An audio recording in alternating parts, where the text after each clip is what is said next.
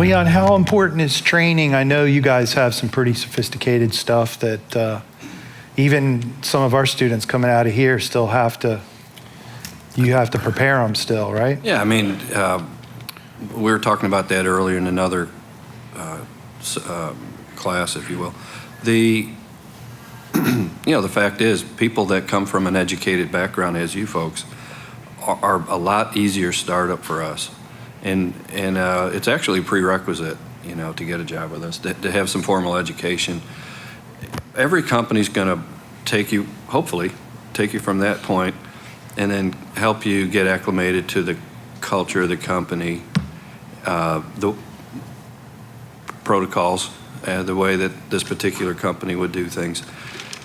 So, yeah, I mean, it is pretty extensive. You want to work for a company because you like the company. We talk about the big bands and all the things that we do. That's great. That's just what we do.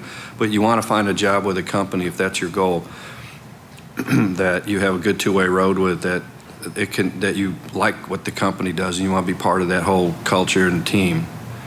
Does that make sense? I mean, if I'm sitting in an interview and it's all about, yeah, but you guys do all the big tours, I go, well, that's what we do.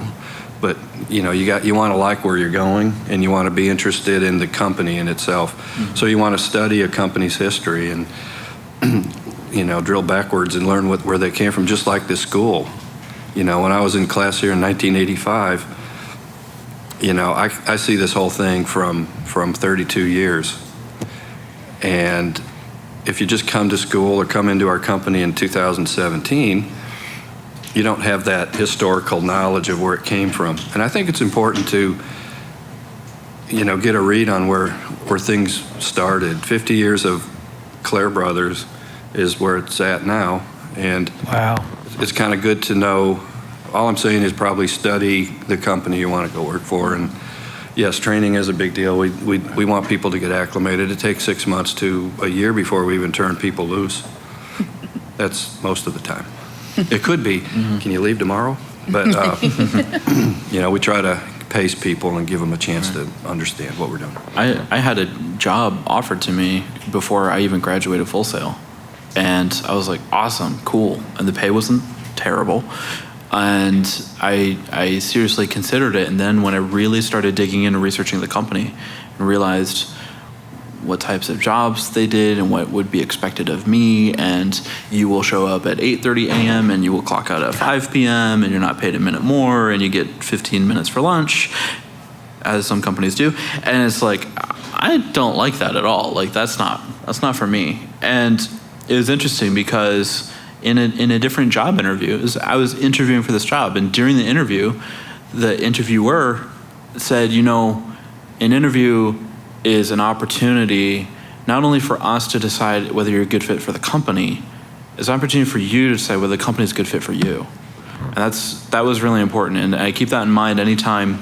It's a little bit different now that I own my own company. I don't have to go job seeking anymore, but now keep that in mind, that as you're going around, really see, is this a place that I want to be? Is this something that I want to be doing? And that's what you said from the get-go is am I really happy doing this? Like, I don't need to fall out of the whole entertainment industry just because I don't like this one job, right?